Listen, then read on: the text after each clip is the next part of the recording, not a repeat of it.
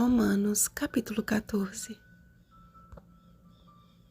Assim, pois, cada um de nós dará contas de si mesmo a Deus.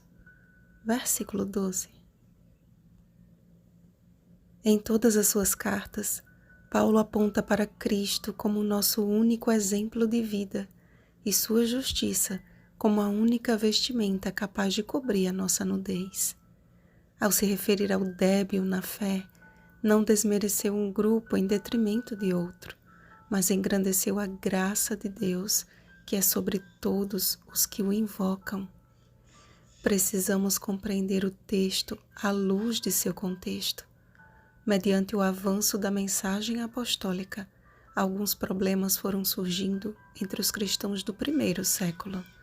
Dentre eles, estava a abstinência de carnes sacrificadas aos ídolos, como estudamos no capítulo 15 do livro de Atos, e a dúvida dos conversos judeus entre continuar observando os dias religiosos judaicos ou não. Muitas doutrinas e opiniões antibíblicas surgiram deste capítulo, como a abolição do sábado, o desprezo ao vegetarianismo e o fim da distinção entre carnes limpas e carnes imundas. Contudo, nada disso tem harmonia alguma com as demais escrituras e não passa de uma deturpação das palavras de Paulo. O que o apóstolo quis destacar não foi comida nem bebida, mas a tolerância que precisamos ter uns com os outros, principalmente com os novos na fé.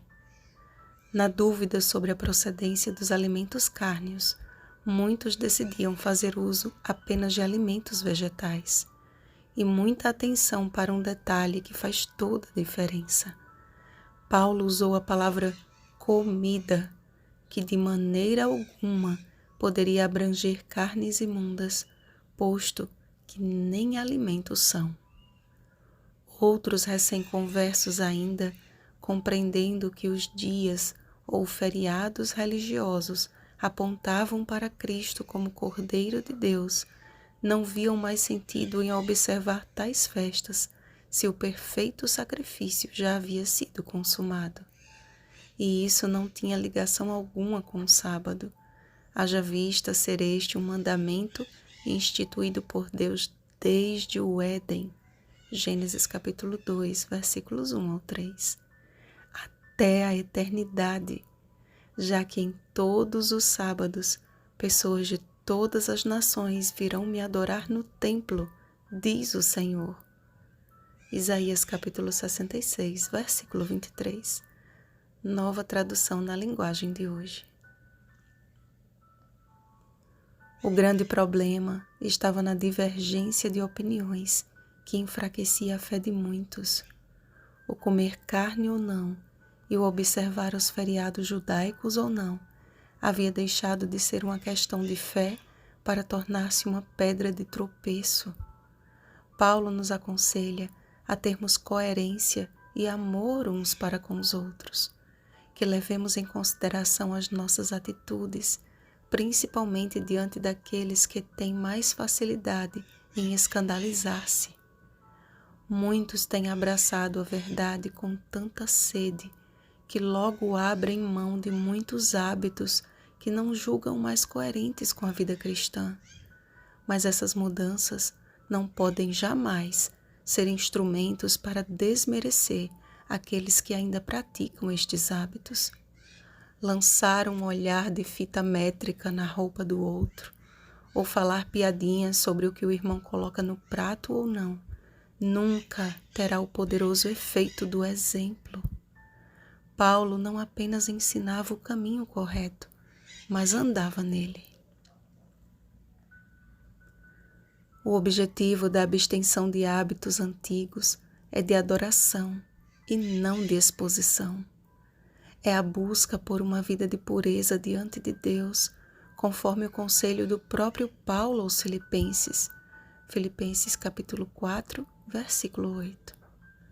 Admoestar ou corrigir deve sempre ter a finalidade de salvar e não de afastar. Precisamos ter muito cuidado, pois não estamos alheios à síndrome da superioridade. Todas as vezes que julgamos ser melhores do que os demais, pressionando-os através de olhares invasivos, fofocas ou palavras desagradáveis, nos colocamos a serviço do acusador. Não nos julguemos mais uns aos outros, mas sejamos instrumentos do Espírito Santo na obra de salvação e edificação de uns para com os outros. Não torne o vosso bem motivo de vitupério. A exaltação própria é pecado, porque o reino de Deus não é comida nem bebida, mas justiça e paz e alegria no Espírito Santo.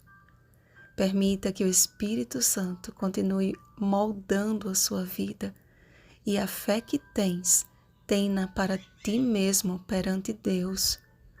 Aquele que deste modo serve a Cristo é agradável a Deus e aprovado pelos homens.